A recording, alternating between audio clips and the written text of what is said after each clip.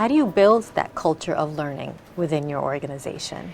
So I think that that's constantly reinforced by the senior team. So in our case, we have some unique programs that we can talk about that reinforce that on a monthly basis and a yearly basis, and have for many, many years. So we have something called the Vision Team and Peer Group process, which is kind of a mouthful, and I've never seen anything like this anywhere else.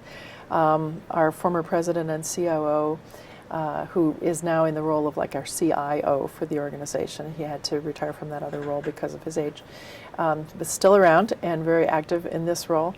So he has for the last 21 years met 8 times a year for a half a day with a group of about 85 leaders from around the company, all levels. And that group is called the Vision Team, not because they're there to define the vision, but they're there as volunteers to help all managers continuously learn. So we spend that half day on a series of topics that they've defined. It's a Leaders as Teachers program, so actually each time we have one of these meetings, 2 of them facilitate.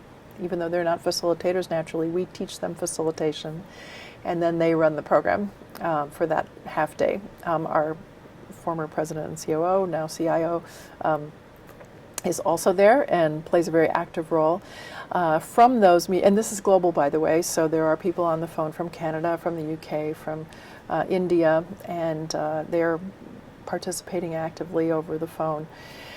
And then after these meetings, we have a boiled down version of that same content that they then lead a session on locally in their geography, their building, wherever around the world. So that's the peer group part of the Vision Team and Peer Group process. So their peer group meetings are about an hour to an hour and a half, and it's an opportunity to talk about that same content and to have an interactive dialogue and take stuff back to the Vision Team then.